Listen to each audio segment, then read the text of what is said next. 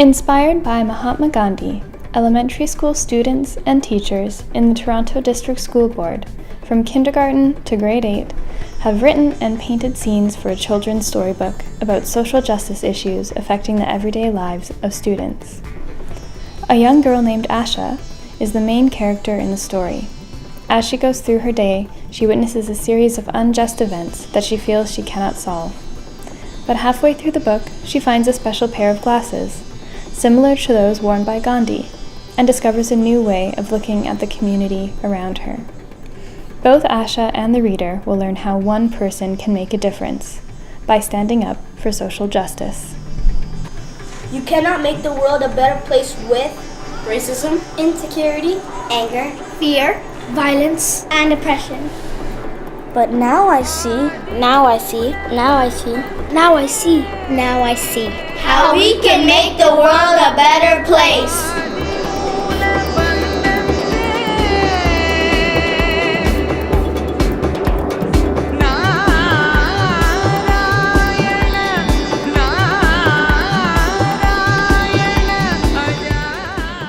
This initiative with CIDA, World Literacy Canada, and Model Schools for Inner City provided students to create the community that they wish to be a part of through both literacy and the arts.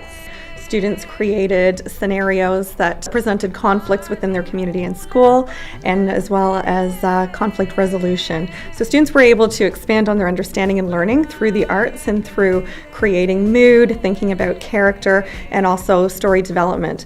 It also provided students with an opportunity to work on a different type of intelligence. Often students will partake in many writing opportunities, but we also can represent our thinking through the visual arts.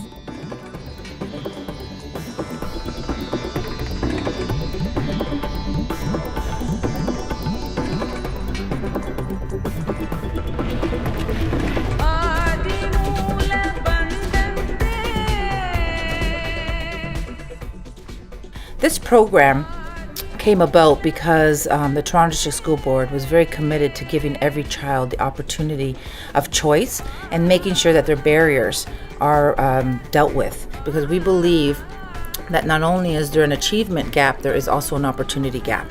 The Model Schools program looks at that opportunity gap. In Canada, we certainly have poverty, and we're seeing an increased population of poverty, and what we're finding is that if we don't address that poverty issue, our children will be limited to their success.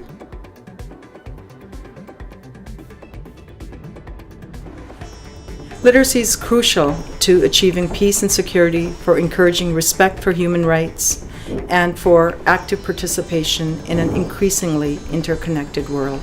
World Literacy Canada's work here at home focuses on global citizenship, in which Canadians are encouraged to think of themselves as citizens of the world, with the ability and responsibility to participate fully and actively in global affairs. What are some messages we can think about and we can remember from Gandhi? the love And how we help the world? by picking up garbage and recycle them. And who should be taking care of our homes and Mother Nature and the environment? Everyone. Everyone. Because we all need to take Responsibility.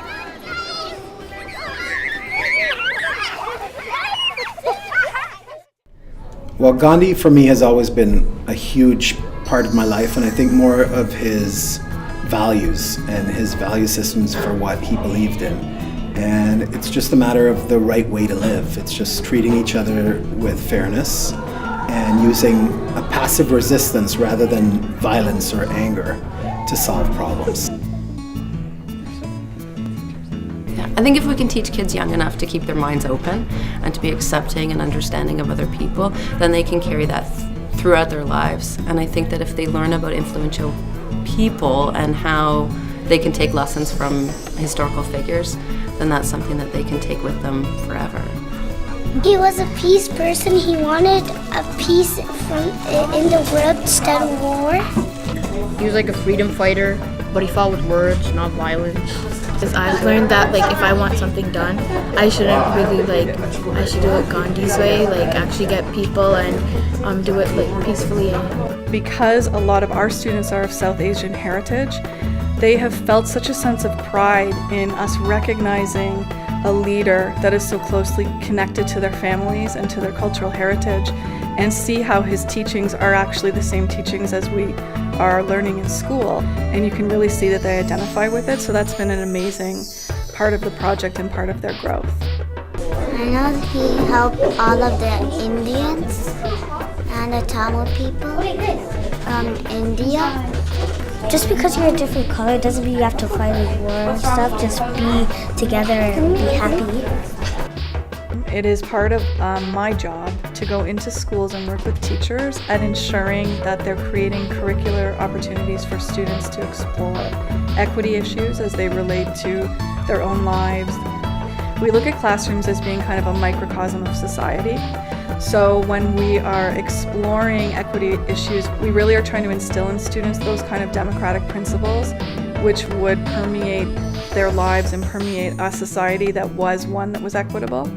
We're hoping that as students get older, they will have an understanding of equity, inclusive societies where all people feel that they have a voice and feel that they can participate. And in the ideal world, when they're voting active members of our provincial democracy or our Canadian democracy, they will continue to fight for those that are marginalized. A frown, a sad face, an upside down smile, or maybe a surprised face. Maybe she doesn't realize that that this is what's happening there, and she's surprised that somebody's saying something that's hurting somebody's feelings.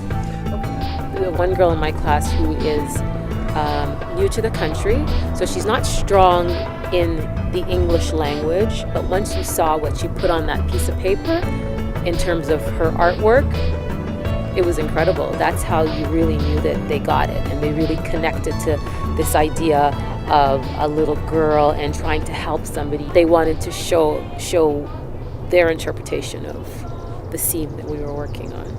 One of our treats is to go down to the gym and play basketball, and I play with them.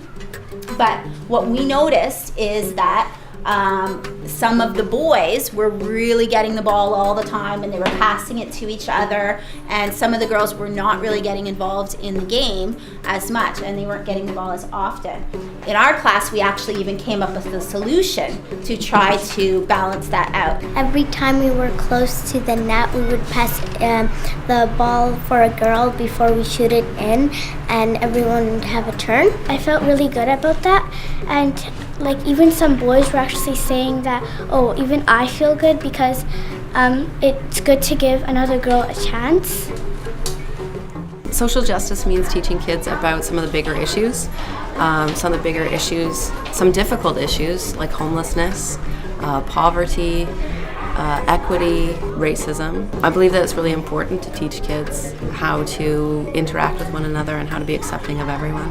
I think it makes for very rich learning, and I think that it helps encourage global citizens, cooperative and caring people, and I think that's part of school.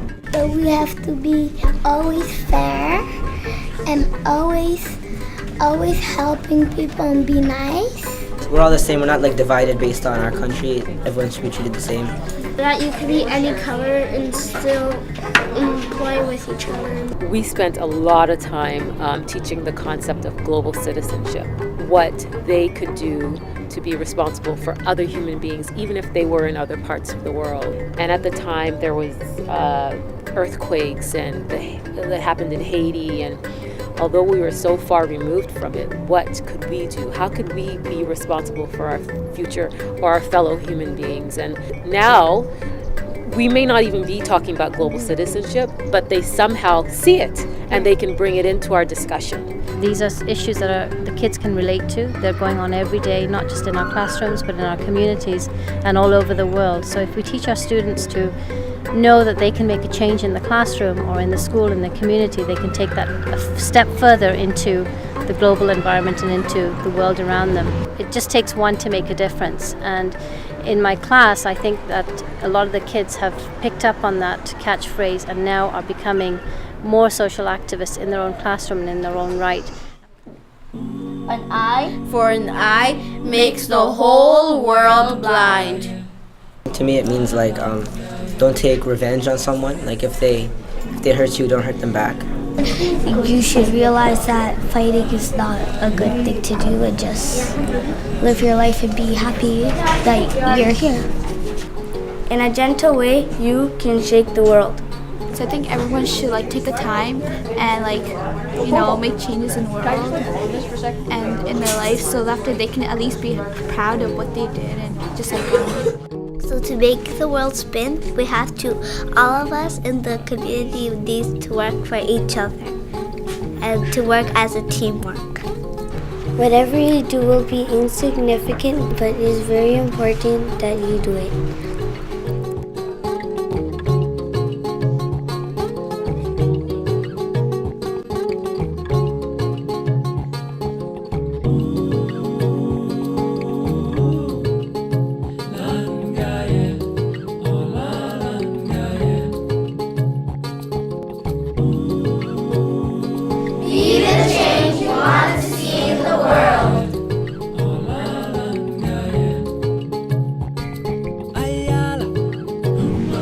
Every kid deserves freedom, education, faith, safety, shelter, acceptance, support.